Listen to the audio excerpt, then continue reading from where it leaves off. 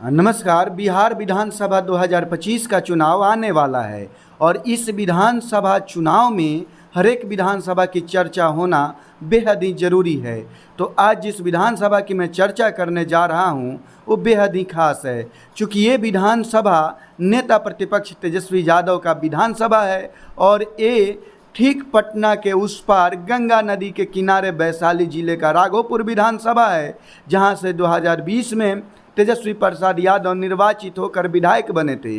अब हम सबसे पहले जानेंगे कि 2020 के चुनाव में तेजस्वी यादव जो अपने विधानसभा के क्षेत्र के लोगों से वादा किए थे, क्या वो उसे पूरा कर पाएँ या नहीं। सबसे बड़ी बात है कि तेजस्वी यादव के उस विधानसभा चुनाव में लोग यही सोचकर वोट डालते हैं कि वे विधायक नहीं बिहार का मुख्यमंत्री चुन रहे हैं। तो चलिए 2020 में जो वादा किए थे तेजस्वी यादव, एक एक पर बात करना शुरू करते हैं। तो सबसे बड़ी समस्या थी राघोपुर विधानसभा की कि वह विधानसभा क्षेत्र पटना राजधानी से बरसात के मौसम में कट जाता था। कटने का मतलब ये है कि पटना आना वहाँ के लोगों के लिए मुश्किल हो जाता था और उफनती गंगा में नाव से आना कितना खतरनाक होता है, आप अच्छे से इस बात को समझते हैं। तो राघोपुर विधानसभा के लिए सबसे बड़ी समस्या थी राजधानी से कनेक्टिविटी। तो इसको लेकर तेजस्वी यादव ने वादा किया था वहाँ के लोगों से और 2025 में ही जून में नीतीश कुमार द्वारा 2025 के जून में ही बिहार के मुख्यमंत्री नीतीश कुमार द्वारा राघोपुर से कच्ची दरगाह तक 6 लेन का पुल बनकर गंगा नदी में तैयार हो गया है और उसका उद्घाटन भी हो चुका है, गाड़ियां दौड़ने लगी है। तो एक तरह से समझ सकते हैं कि राघोपुर के लोगों से जो तेजस्वी यादव वादा किए थे वो कहीं ना कहीं पूरा हो गया है। लेकिन अब इसका श्रेय लेने का होड़ दोनों गठबंधन में लगा हुआ है। एक तरफ एनडीए गठबंधन इसका श्रेय ले रहा है, वहीं दूसरी तरफ इंडिया गठबंधन अपनी उपलब्धि बता रहा है। अब बात करते हैं और वादों की। तो तेजस्वी यादव वहाँ के लोगों से बिजली आपूर्ति की वादा करते हैं, जो कि ऐसा वहाँ के लोगों का मानना है लगभग बिजली आपूर्ति की समस्या वहाँ से ख़त्म हो गई है। यानी वहाँ के लोगों को 24/7 का जो बिजली है वो मिल रहा है। इसके साथ ही बात करें तो तेजस्वी यादव 2020 के चुनाव में वहाँ के लोगों से पीएससी का अपग्रेडेशन करने का वादा करते हैं, जो कि बिहार के बतौर उप मुख्यमंत्री और स्वास्थ्य विभाग के मंत्री रहने के बावजूद भी तेजस्वी यादव इस वादे को भूल जाते हैं और राघोपुर के पीएससी को अपग्रेड नहीं कर पाते हैं। इसके साथ ही वहाँ के लड़कियों के लिए, छात्राओं के लिए वो वादा करते हैं कि उनके लिए एक अलग से कॉलेज बनेगा, जो कि तेजस्वी यादव इसके लिए कुछ नहीं कर पाते हैं। इसके लिए कोई आधिकारिक घोषणा अभी तक नहीं हुई है।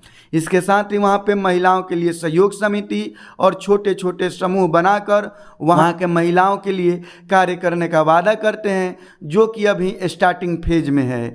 तो ये आप ऐसा समझ सकते हैं कि तेजस्वी यादव जो 2020 में वादा किए थे वो लगभग 50% पूरा कर चुके हैं।